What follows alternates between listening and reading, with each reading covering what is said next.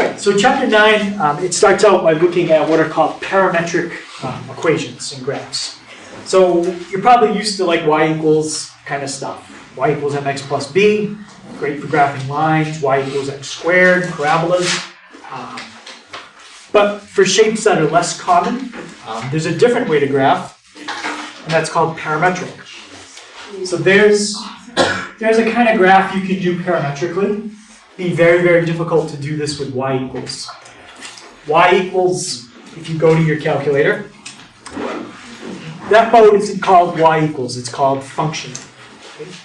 There's different modes. There's function, parametric, polar. We've been in function.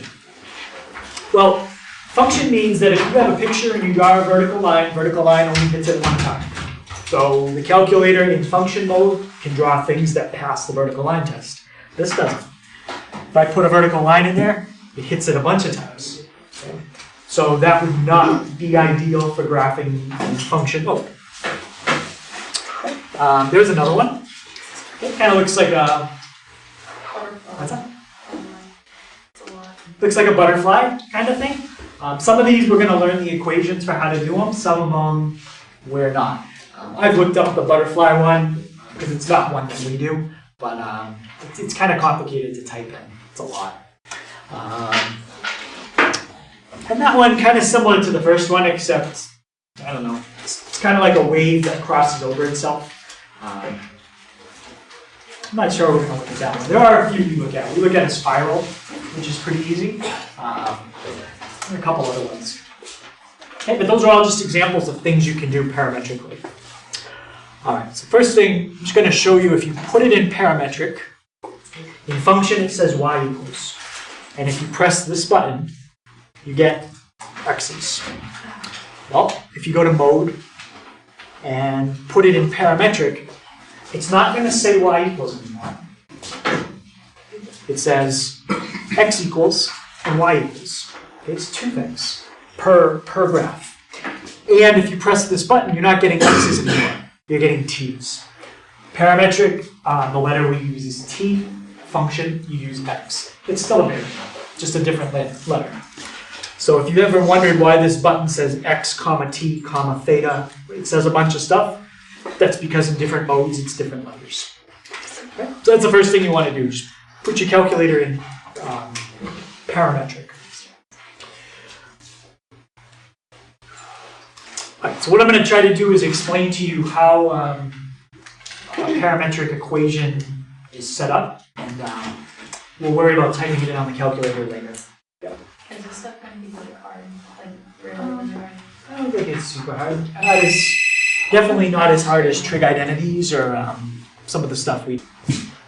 All right, so when we're graphing things parametrically, you need, if you look at the calculator, it has a spot for two things. Kind of like this x equals and then this y equals. Right. So that's a little different than a function. There's just a spot for one thing. It's just y equals and that's it. All right, so let me just kind of get this all out there and then I'll explain more what it means. So what I'm doing is I'm defining two functions. I'm calling them f and g. You can call them a and b. I have two different functions defined over what we call an interval. All an interval is basically, it's kind of what you would think it is. It's a range of numbers that help determine what this picture is going to look like. Okay, and I'm going to talk to you about the calculator and how you kind of tie that idea of an interval into the calculator. So parametrically, what you have are curves. Even if something is a straight line, they still call it a parametric curve. Okay, so don't think curve always means it has to curve. Curve just means it's a drawing parametrically, okay, done in that mode.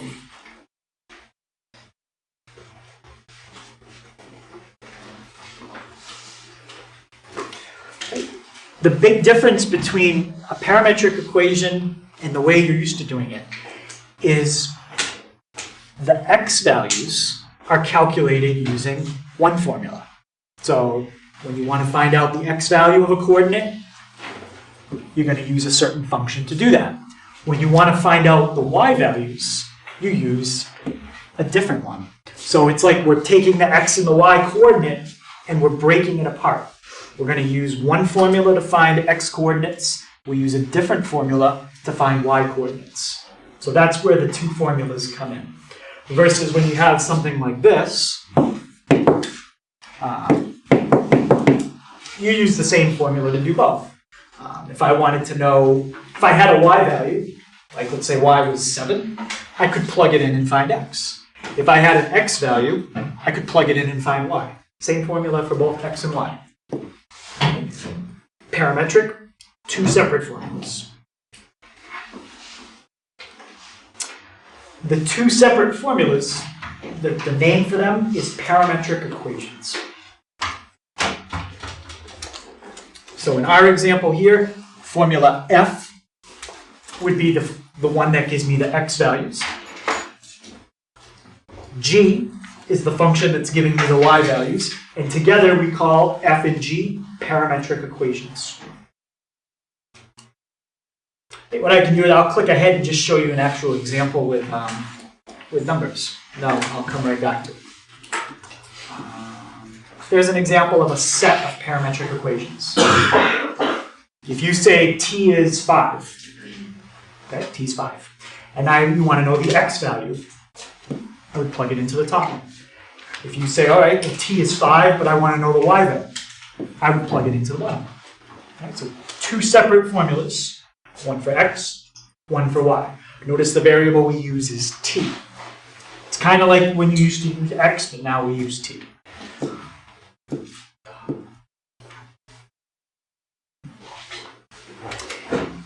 And t, you can call it a variable, because it is. It's a variable. It's something that changes, which is the definition of variable. But we call t a parameter. Okay, just think of parameter, it's just another word for variable. It's something that can change. So like in the example I had on the board, I said t was 5. Well, maybe t is 4. Maybe it's 3. Maybe it's 2.5. It's a letter that changes.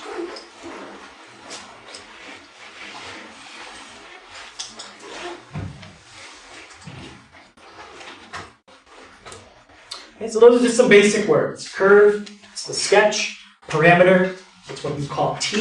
Instead of calling it a variable, we call it a parameter. And the actual equations you put in the calculator, they're called parametric equations. Okay, any questions on those terms?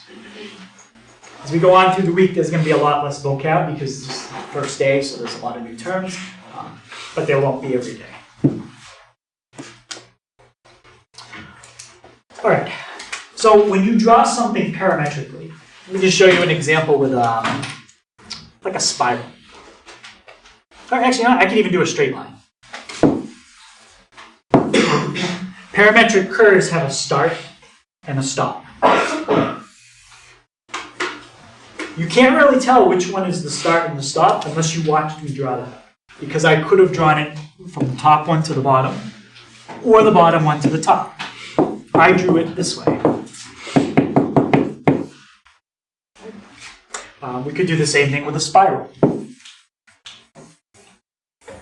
Like that. And again, unless you watched me draw it and I just put those 2 points, you wouldn't know which one was the start and the stop, because we can draw it the same picture, but we could have started here and spiraled in, or start in the center and spiral out.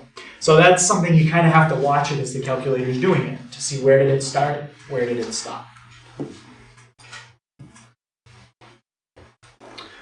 Okay, so parametric curves have a starting point and an ending point. And what controls where the curve starts and stops is the parameter.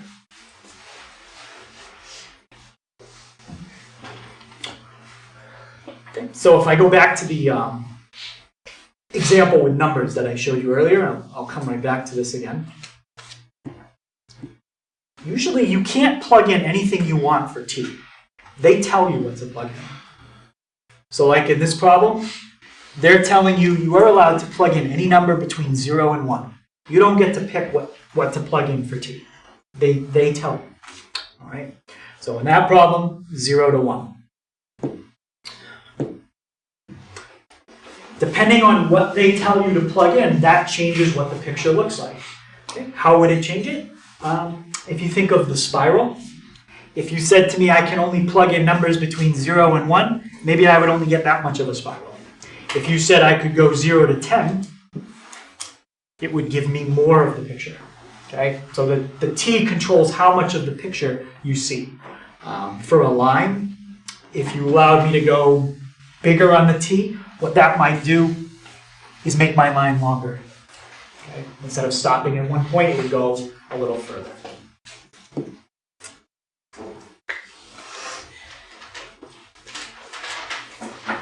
Okay, so the first thing we're going to learn to figure out is if you have a parametric curve, how do you find the start point and the end point? Okay, so those are two very important points if you're trying to make a picture that you need to know. By hand, I'm not going to have you sketch anything that complicated. Maybe a line segment, maybe a spiral. But as far as some of those pictures you saw earlier, like the butterfly thing, that's way, way too hard. Spirals, those are pretty easy. Line segments are unique. Circles are easy. All right, so if you want to find the start points and the end points, there's 4 calculations you need to do. The starting point has an x value and a y value. The ending point has an x value and a y value. There's the 4 things you need to find.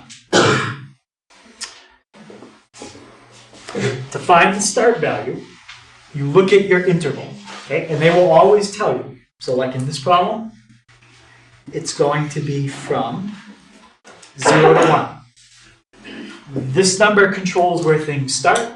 This number controls where things stop. Okay. If I wanted to know where this one would start, I would plug this number in to both of those. Plug 0 in for t. That'll tell me the x value of where it starts. Plug 0 in for t. That'll give me the y value. If I want to know where it ends, then I look at the 1. Plug the 1 in for t. That'll tell me where it ends on the x. Plug 1 in for t. That'll tell me where it ends on the y. So those are the 4 calculations. And I'll put this back up so you can see it. All right, so what this is saying is plug A into the formula for x, plug A into the formula for y. That's where you start. Plug B into the equation for x, plug B into the equation for y. That's where you end.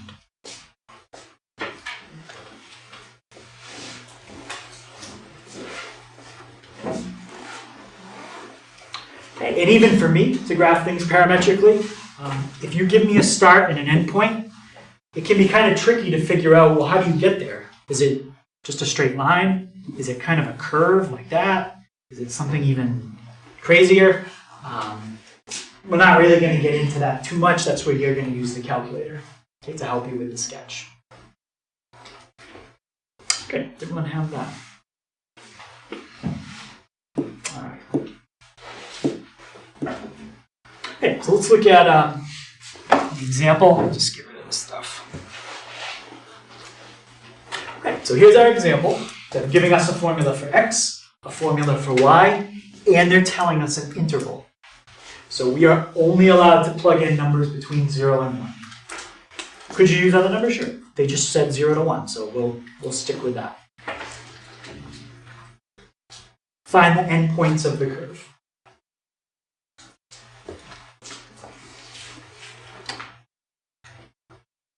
All right, so let's begin with the start point. When you do this, make sure you tell me which endpoint is which. One's the start, one's the end or the finish. Okay, so Ezekiel, what value in the interval they gave me is going to control where t starts?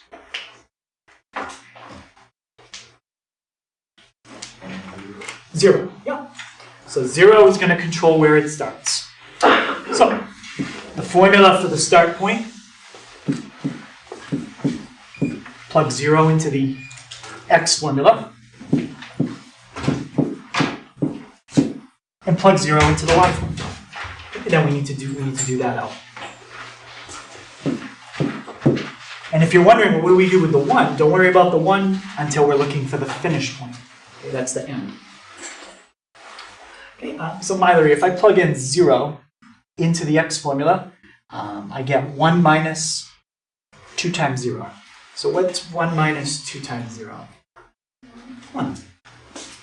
And I'm going to graph this and show you that in a second. So this graph is going to start at 1 comma, in case if I plug 0 into the y formula, 2 minus 0 gives me 2. So that's the coordinate for the start point. Okay, but we're not done yet. Any question on how we got the start? Okay, and now we're going to get where it ends. We're still going to plug a number into the x formula. We're going to plug another number into the y formula. But this time, Hannah, what am I going to plug in for t? 1. I'm going to plug in 1. And once I do that out, that'll tell me where the graph ends. Matt, can you tell me my x value for where my graph is going to end?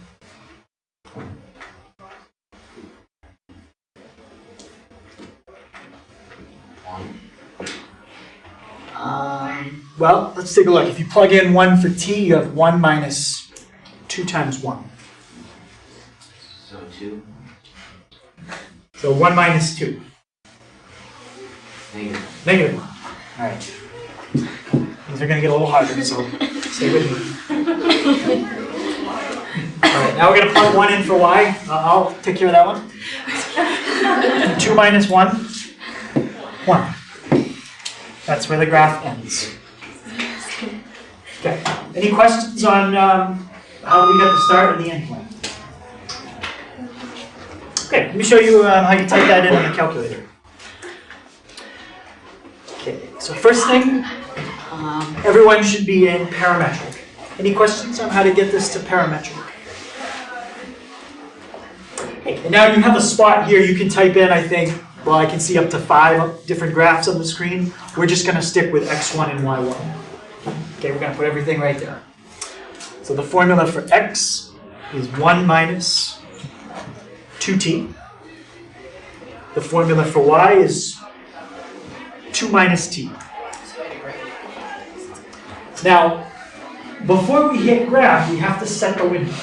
Okay, so I got to go in there, and when you press window, you're going to see some new things there you've never seen before.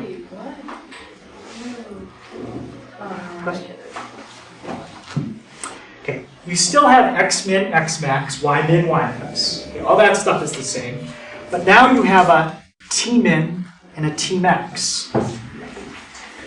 T min, t max. So you have to tell the calculator what's the lowest value you can plug in, what's the highest value. So just look at the problem and they'll always tell you that. So the lowest value is 0, the highest value is 1. I'll explain what t-step is later. Okay, but it's really simple, but not for this problem. Now, I have to see the coordinates 1, 2, and negative 1, 1. So as long as I set a window where I could see that, let's go negative 3 to 3 on x and y axis. It's definitely not the only window you could use, but it's zoomed in a little more than negative 10 to 10. Okay, and I'm going to hit graph. And I need to do it again because I can't slow it down anymore. So I'm just going to change a number, and that'll cause the calculator to redraw it. But watch the direction it draws it. Okay, this is important. Where did it start from? The right side. It didn't draw it left to right. It drew it from the coordinate 1, 2, and it ended at the coordinate negative 1, 1. So it did it exactly the way we found it. When you're sketching a graph on paper, there's no way to show which way it went. You just draw that. That's it. Yep, so the window, that's what you should set for your window. T-step is very important. but this is not a good problem for me to show you what that does. So I just left it the way it was. Scale, that's not really important. That just controls what each tick mark, or controls how often you see tick marks. Don't ever worry about the scale. Just the mins, the maxes, and the step.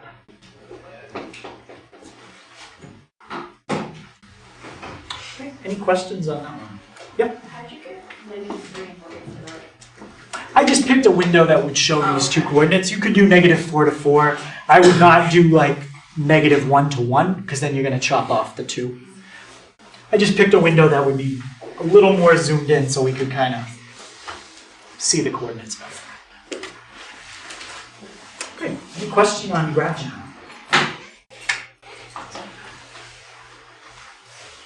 All right.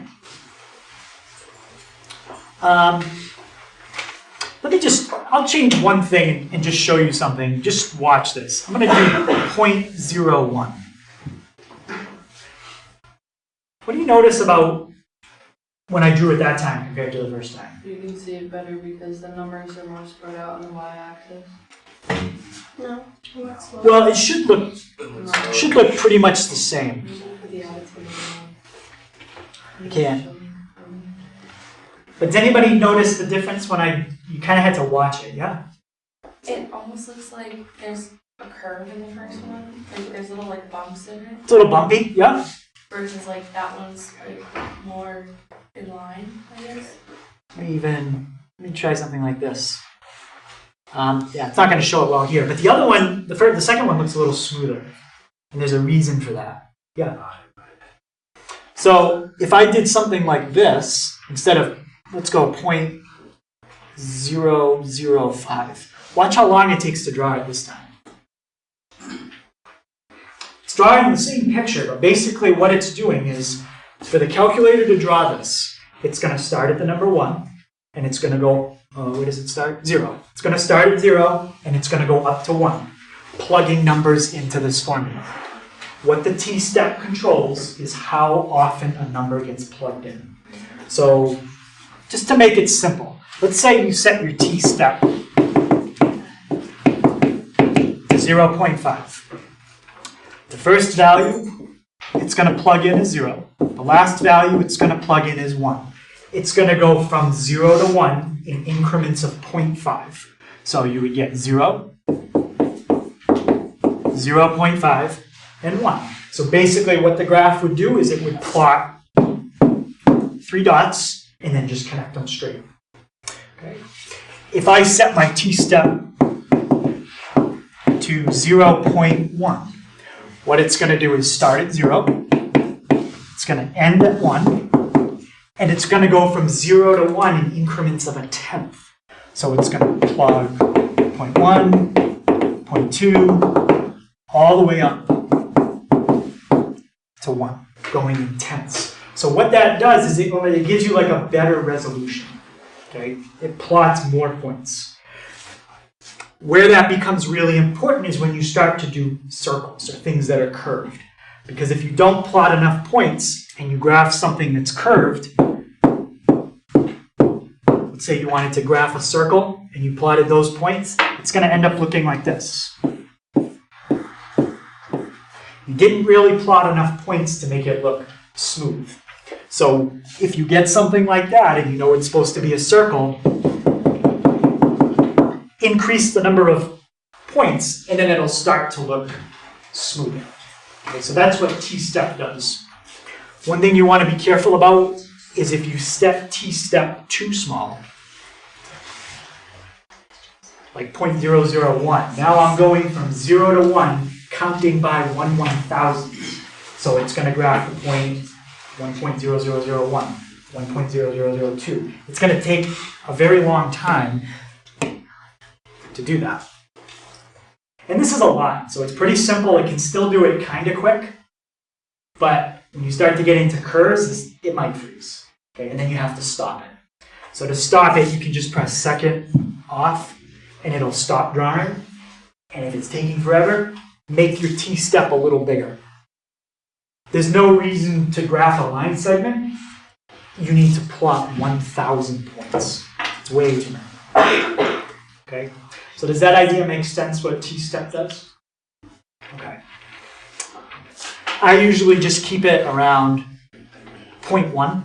That's pretty good. Maybe for a circle, I'd have to go a little smaller to make it smoother, but 0.1 is pretty reasonable, and you can see how fast it draws it. Okay.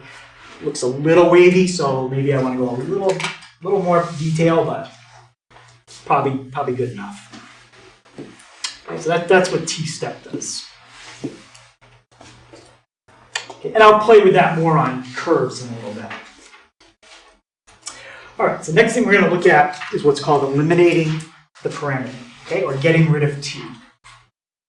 So sometimes you can take something that's in parametric and turn it back into like y equals, okay, get it back the way we're used to doing it. Okay, so it's a conversion from parametric back to a function.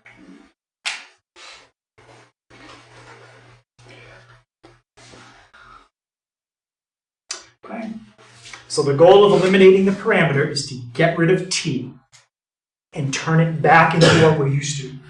Okay, y equals 3x plus 7. Okay, something like that. Okay, so we'll look at example 1.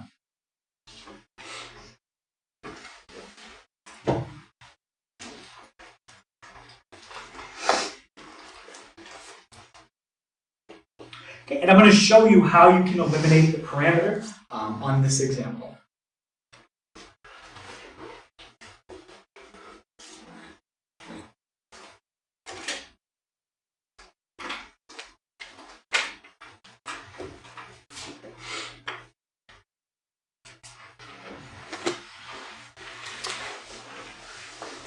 All right, so let me see if I have, I'll scroll back up in a second. Let me just see if I write the steps out or... No. So I'm not going to write it all out. I'll just do an example. And if you want to write down anything I say, go ahead. Okay, so the way to eliminate the parameter is the first step is we want to get rid of that. The only way I can get rid of t is if I plug in something for it. Well, I've got another formula right here. I'm going to solve that formula for t. So let's get t by itself, okay, in the x equation. So that's step 1. Get t by itself in the x equation. Right, so I would start by subtracting 1 from both sides. And then what would be my last step to get rid of that negative 2? Divide. So I'm going to divide by negative 2. Divide by negative 2. That's all gone. And there's my formula for t. It's x minus 1 divided by negative 2. Now, the second step, after you get t by itself in equation x, is plug in what you got in step 1 into t in the y equation. Plug in what you got in step 1 for t in the y equation. And when I do that, t in the y equation is going to be gone, and I'm going to be left with 2 minus, and then I have a little bit of stuff to clean up, but it's just going to be an x. Okay, there's no longer going to be a t in that other equation. And so I have y equals, let's do it up here, 2 minus, and now instead of t, fill in what we got for t. X minus 1 divided by negative 2. And now from here, we just have to clean that up a little bit. Any questions on what we did up to that step? All right, so the easiest way to clean this up is, let's think of it like 2 fractions. What number is in front of x here, even though it's not written? 1. A 1. So let's think of this as, just leave the 2 and the minus in front for now. Negative 1/2 x. And what's negative 1 divided by negative 2?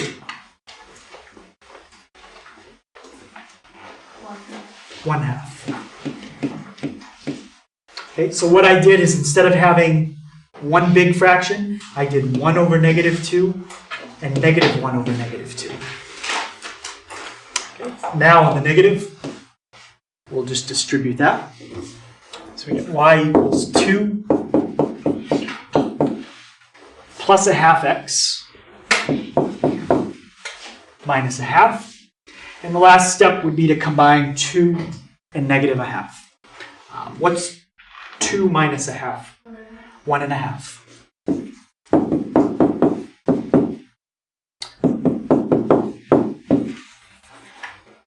So what we've just done is we turned that other equation that was parametric into back what we're used to. Okay, I'm going to graph that, and I'm going to take the graph that we had in example 1, put them on the board side by side, and see if they look the same. Okay, if we did this right, they should.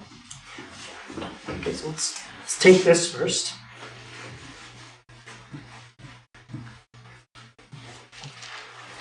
Got that. And the important thing when I do the other one, I'm going to set the same window, -3 to 3. Okay, I'm going to go back to function. And I'm going to type in, what was it? Y equals 1/2 x plus 1.5. Okay, let's just do 0.5x plus 1.5.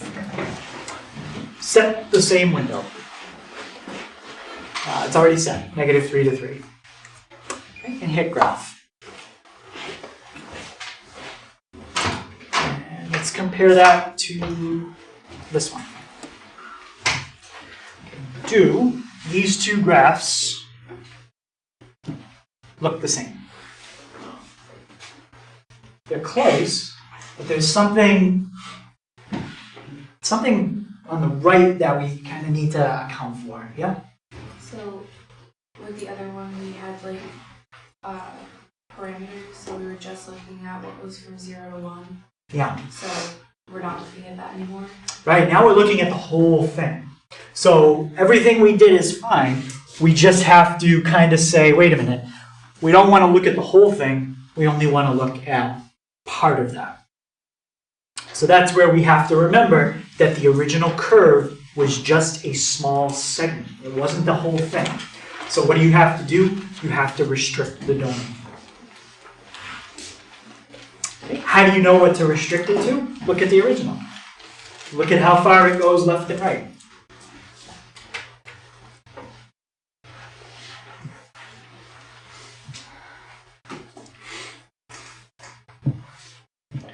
Try to move that up so people can see it. Okay, so if I look at the original, I say, okay, the lowest is -1, the highest is +1.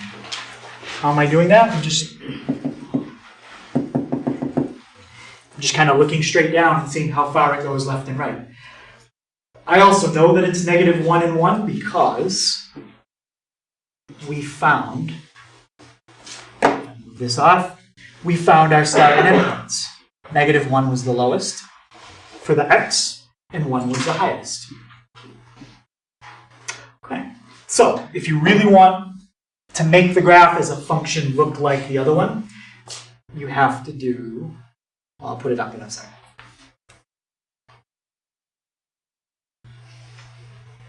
Okay, you have to do something that we did, I think it was way back in chapter 1. Next to your function, in parentheses, you have to tell it, only draw it from here to here. So draw it when x is greater than -1. So greater than is second test. It's actually greater than or equal. So that'll take care of the left side. And if I draw it now, okay, ignore the part that's on the axis. I can't fix that. And that should be -1. Sorry.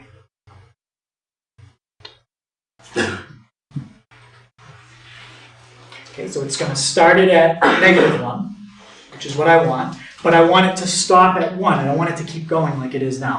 So just put another parenthesis right next to it. And tell it x is less than +1. So x second test, less than or equal to 1. And that's the best I can do. I can't stop it from drawing on the axis, but I can kind of make it look like the other one more. It's as good as I can do. Okay, now they look better. Okay, so that's an important part of eliminating the parameter. You've got to remember that there's a restriction, and we need to write that restriction down. Okay, so let's look at another example.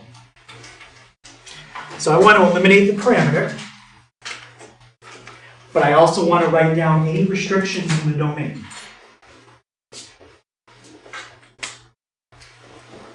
Okay, can somebody tell me what's the first step to eliminate the parameter? Getting t by itself. In which equation? X. In x. So let's get t by itself. This one, all we got to do is plus 1. Okay, so we've done that. T's by itself. Okay, what do I do for my second step? You put the answer to that inside the y for t. For t, yep. Fill in what you just got for t in the y equation. So now we've got y equals x plus 1 squared. So as far as eliminating the parameter, we're done. But was there a restriction on the domain in the original problem? It was 0 to 3. We had this restriction, so we have to see what that means.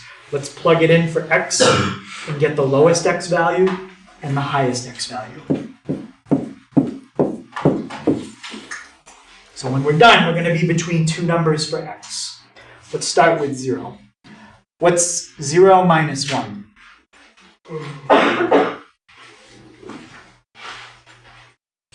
Well, Casey? I'm sorry.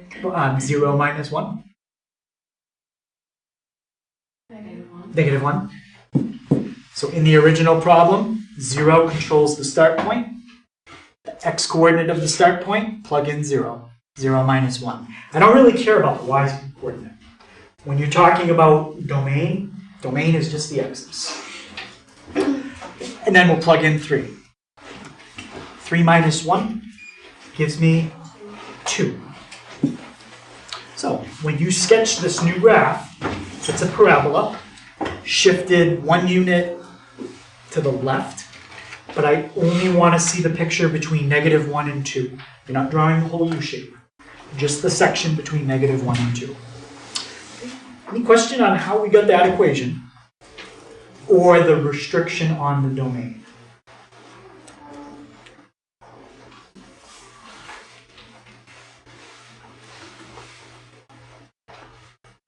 Okay. So that's getting rid of t, okay, turning it back into what we're used to. What we just did is not always possible to do. If I asked you to eliminate the parameter, I would give you a problem that is doable. But in general, you cannot always do that. What you can do, though, is you can always go the other way. You can always take something that's not parametric and make it parametric. And there's a really kind of cheap way to do that. I mean, it works. It's nothing super fancy.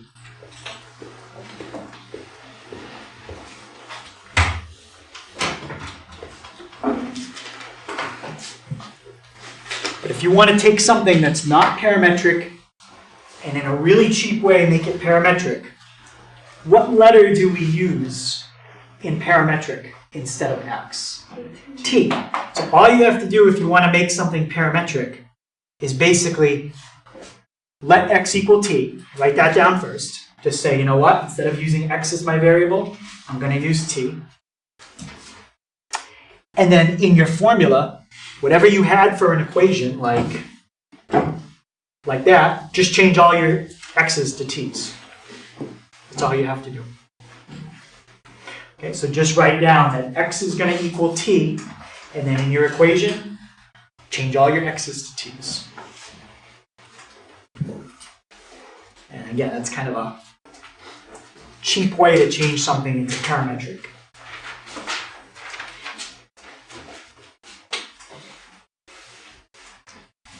This is a lot easier than what we just did. So all you have to do to make this parametric is say, you know what? I'm going to change all my x's to t's. Tell the person that's what you're going to do, and then actually do it. Take that equation, change everything to t's. You've just made a parametric.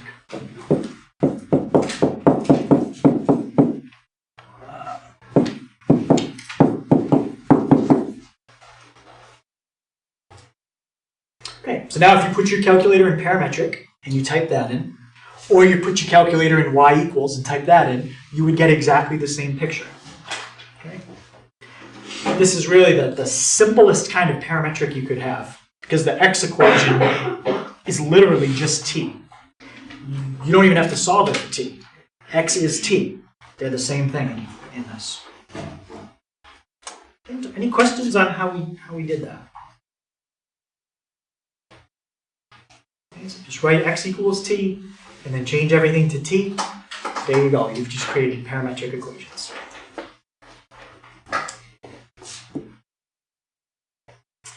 All right, so now I want to get into graphing something that's curved. Okay, that's where parametric equations are really useful. If you really want to graph lines, you really don't want to use parametric.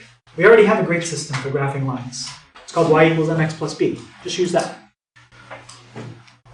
But things that are curved can be kind of tough as a function. So that's where this is a lot better.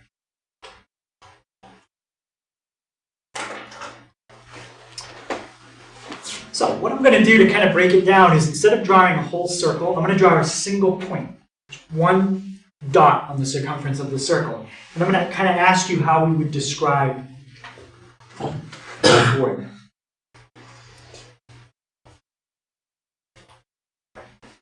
Okay, so here's a circle. Let's focus on one single point. That point right there.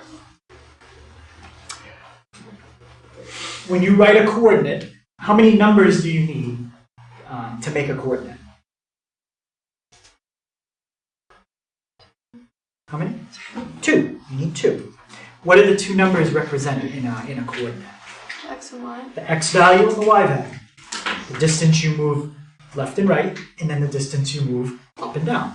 So let's kind of break that out. There's the distance we move right. There's the distance we move down. That's x, and that's y. And this is the distance from the center of the circle to the edge, and what do we call that? The what? It happens to be a hypotenuse here, which is going to be the whole key. But the distance from the center of the circle to the edge is the radius. Okay, so there's my radius. And now, Curtis just noticed that we really created a triangle, specifically a right triangle. And right here, let's call this, normally we would call it theta. That's what we call an angle we don't know. Let's call it t. Again, t is not normally a letter we would use to represent an angle, but we're doing things parametrically, so t is a good choice. AJ, what's the name of this side from the perspective of t? Adjacent. Yep. Curtis just told us that's the hypotenuse. What trig function has adjacent and hypotenuse in it? Cosine. Cosine of my angle equals adjacent over hypotenuse. If I get x by itself, I get r cosine t. What you've just done is you've created a formula that describes the x coordinate. That's exactly what you need to do if you want to write something parametrically. Create a formula that describes the x, and now a separate one that describes the y. So now the y. And what's the name of the side we've labeled y?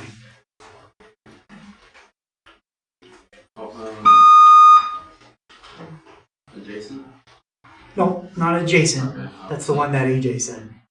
From the T? From the perspective of t. Yeah, it's opposite. It's opposite. And the r? Adjacent. No, that's the one AJ said. Hypotenuse, sorry. Hypotenuse. What trig function has opposite and hypotenuse? Fine. Sine. Yep. So the sine of t equals opposite over hypotenuse. And what I'm trying to do here is get a formula where y is by itself. If I can do that, that's the second part of my parametric equation. I've got a formula for x. Let's get a formula for y. Can anyone tell me what y would equal? Yeah. So it'd be r cosine t. Or sine t. Sine t. Yep. So that is how you write the equation of a circle parametrically. All you need to know is what's the radius. And fill it in. So x is r cosine t, y is r sine t. You don't fill in for t. You can let t be anything you want. Okay? And we'll talk more about what it has to be to get a complete picture of a circle in a second. Okay, let's look at the equation here. So find the equation of a circle where the center is at the origin and the radius is 2.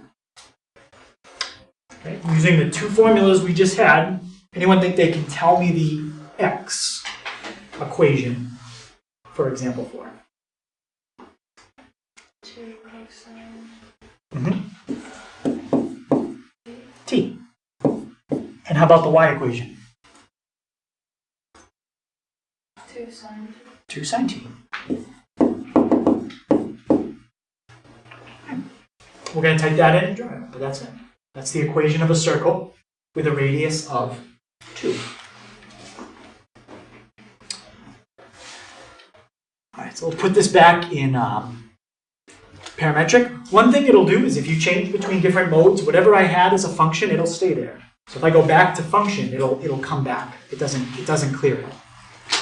Just like this one stayed in parametric. Alright, so we have 2 cosine t and 2 sine t. Now, t represents my angle. So t could be a smaller angle, t could be 90, could be 180, 135. In fact, to get a good picture, it needs to be all those values I just described. Where do you think t would have to stop to get a full circle?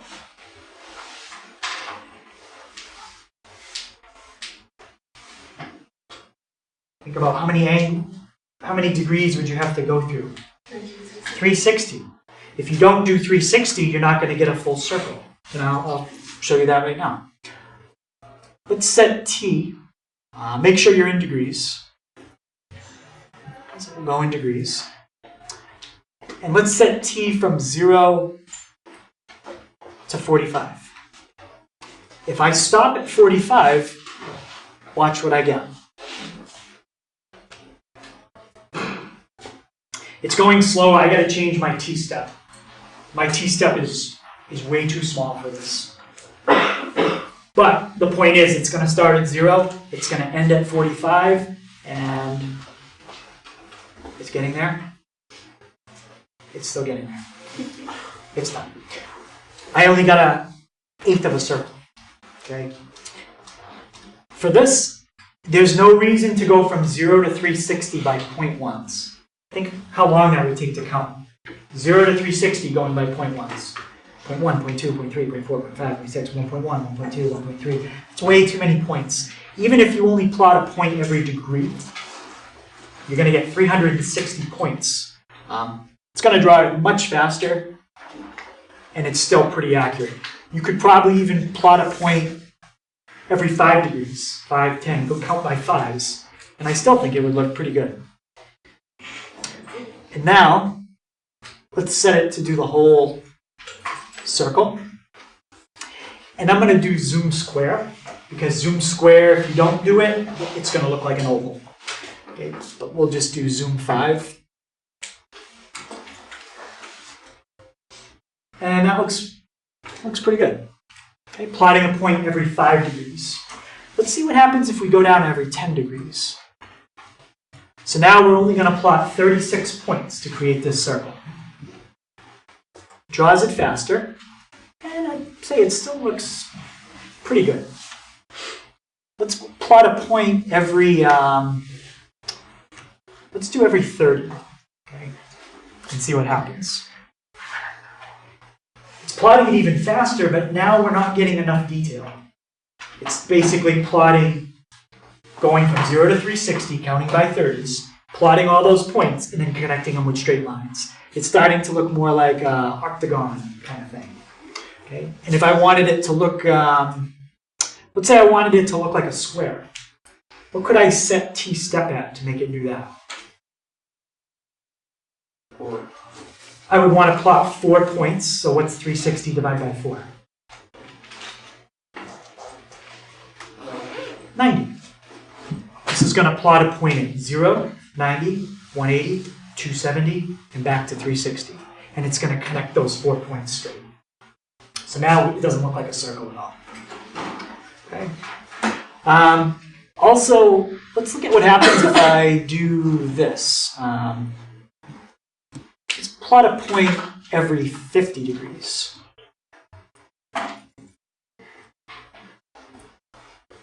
What do you notice there? It's slight, but it's there. Yeah? It's tilted, like off is not, Okay, yeah, it looks a little bit. and it's not connected. It's not connected. There's a little gap there. Why is there a little gap? Because it's plotting points from 0 to 360, counting by 50s. So you're going to get 0, 50, 100, 150, 200, 250, 300, 350. But then the next one would be 400. It can't do it. So it stops at 350 and it never connects it because it couldn't fit that last one. The way to avoid that, make your t-step a multiple of t-max. 50 is not a multiple of 360. Turn it into a multiple, and now you're perfect. And to me, that's plenty of resolution. It looks nice and smooth. That's a good circle. It just takes a little practice playing with t-step. Just what yeah, so we already mentioned this. So if you look at the circle, notice the domain is -2 to 2. The range is -2 to 2. But the parameter had to go 0 to 360. If you don't go 0 to 360, you don't get a full circle. Okay, I didn't really play with that too much, but let's say you go 0 to 180. You get a half circle. Okay, so the domain for the parameter of a circle, it has to go through 360. What do you think would happen if I did 0 to 720? That's double 360.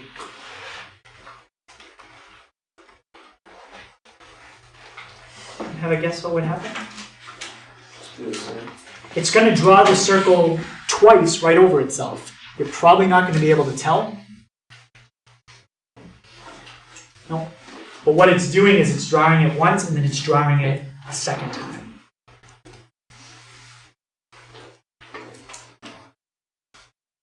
Okay, where you might be able to tell is if I mess up the t-step and make it a number that's not a multiple of 720. Now you can kind of see it's off a little bit. I don't know if you saw it or not, but that's what we got. Okay, so for a circle, you just need to go around once. Don't go to 720. All right, so last thing we're going to look at is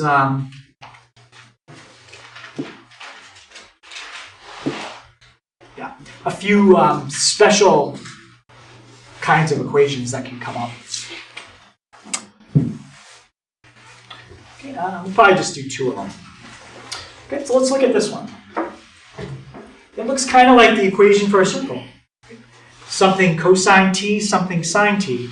But remember, for a circle, this wasn't t. What was it for a circle? It was r. R is fixed. R means it's a radius. Somebody gives it to you. It never changes. T is a parameter. T can change. So this is like a circle where the radius is changing. Anybody know what kind of shape that would be? It would be a spiral. Okay? It's the radius is getting bigger and bigger as you move out, so it's going to spiral. So we'll just type it in, see if we can get a good picture of the spiral. Specifically, it's going to be 2 revolutions of a spiral. How do I know that? 1 revolution would be 2 pi. 4 pi is double. I'm going to get 2. So let's put in t cosine t and t sine t. All right. Set my window to go from 0. Now they said 4 pi. So if they're saying 4 pi, what mode is the angle in this time? Radians. It doesn't change anything other than just put the mode in radians. Okay, so I got 4 pi, t step. I would just go by, I don't know, you're going from 0 to 12. If you count by 0.1, that's not bad. Okay, it's not going to take that long. Let's hit graph. Okay, so it's going off the screen. So what I should do is probably just press zoom 3 and then hit enter, and that'll zoom out. So there's 1 revolution of the spiral, and just barely, I got it. There's 2. Okay, I don't expect you to know that's a spiral looking at it. You just have to know how to type it in and graph it, and set t min, t max. Any question on that one? Okay, there's a bunch of them. I'm going to skip to one that's more important. You could try that one, but we're going to do example 7.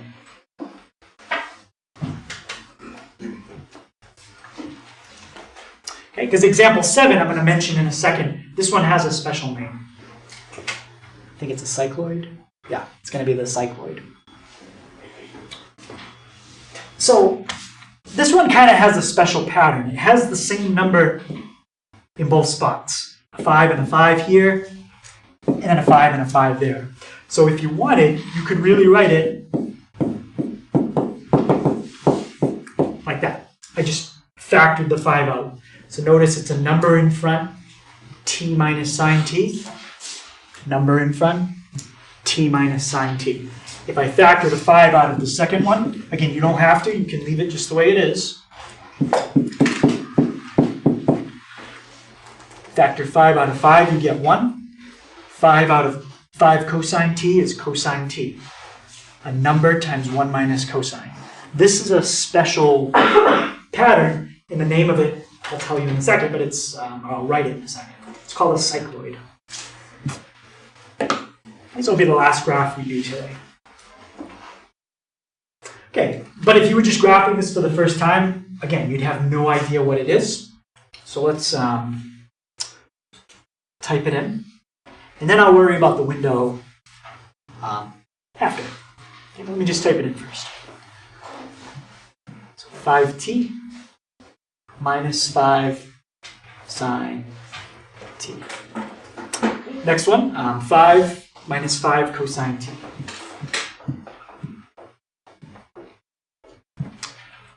Okay, anytime you're dealing with sine or cosine, you always want to do a full, basically, revolution. Since I'm in radians, that means 0 to 2 pi, unless they tell me something else. Nope, they didn't. They just said find a complete graph. So let's go 0 to 2 pi.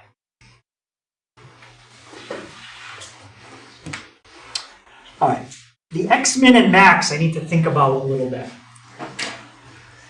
When you graph sine and cosine, what's the highest and lowest those two graphs go? Yeah, 1 and -1. So The biggest value you would ever have there is a 1. The smallest value you would ever have there is a negative 1. So if you had a negative 1, you would be adding 5 to something. If you had a positive 1, you would be subtracting 5. So the second part isn't really too important. We're going to be adding or subtracting a 5. The first part, 5t. Okay? Look at my parameter. The smallest t can be is 0. The biggest it can be is 6.28. If it's 0, I would have a 0 in the first part. If it's 6.28, I would have 6.28 times 5. Let's just say 6 times 5, about 30. So the first number is roughly as big as 30, plus or minus 5. So I would say on the x-axis, if we go out to 40, that should cover us and it should be good enough. So let me try 40, and I'll make it symmetrical to negative 40. Let's do the same thing on the y's. Cosine, what's the highest and lowest that cosine goes? It's 1 and negative 1. So negative 1, if that was the case, negative 5 times negative 1 is positive 5, and another positive 5. This graph isn't going any higher than 10. Other case, let's say it's 1.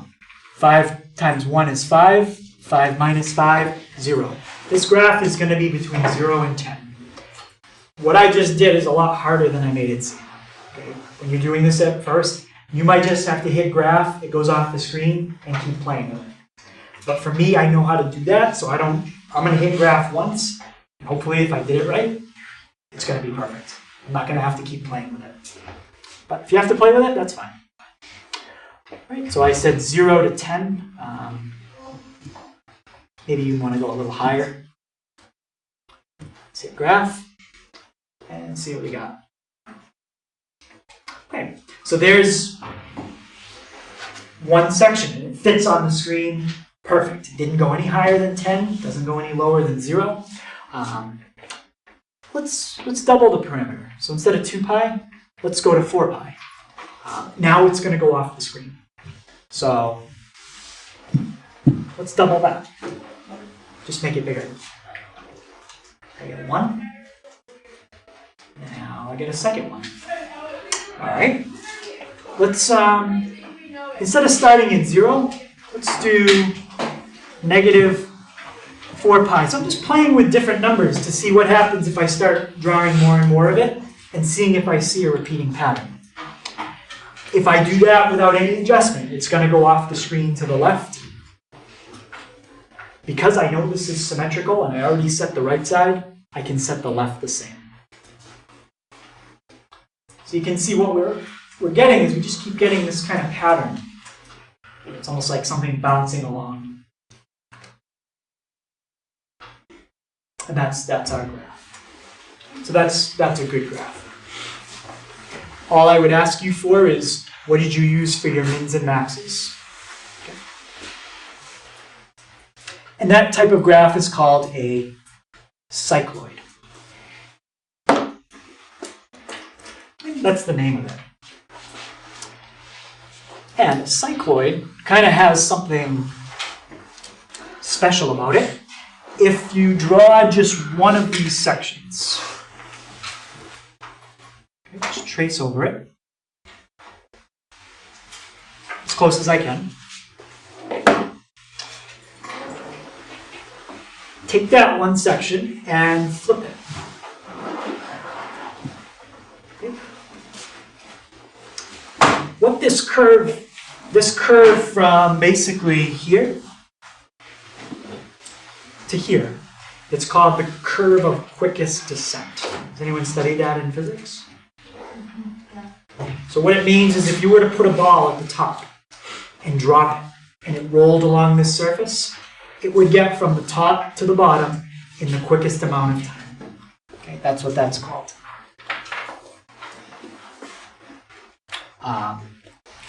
You don't have to write that. That's free.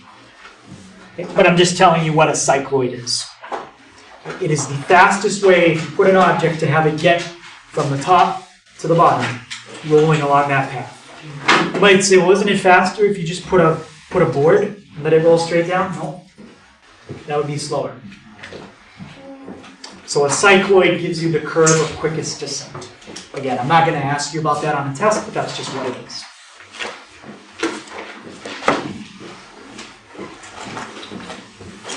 Kind of looks like a parabola, but it's not quite.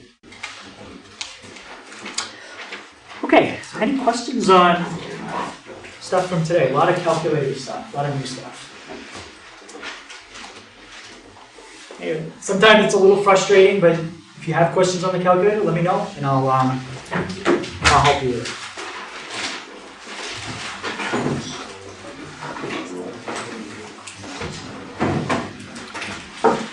Okay, so homework tonight, it's 1 to 5, just the odds. And then it just kind of skips around. 7, 9, 11, 15, 17, 21, 22, 25, and 29 to 32. I think you need a graphing calculator for pretty much all of them, except maybe finding a start point and an end point.